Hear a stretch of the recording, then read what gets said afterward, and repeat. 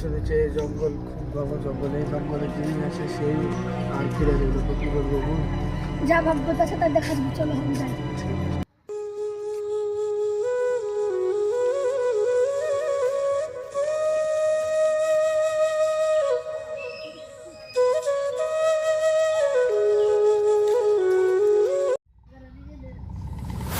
সর্দার, চলেন দেখে যে এখানে মানুষের গন্ধ পাওয়া যাচ্ছে অনেকদিন পর, চলেন দেখে যাই।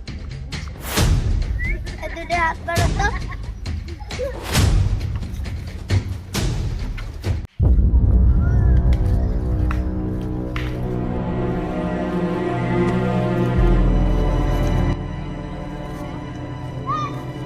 সালাম সাবিত আদিবাসী।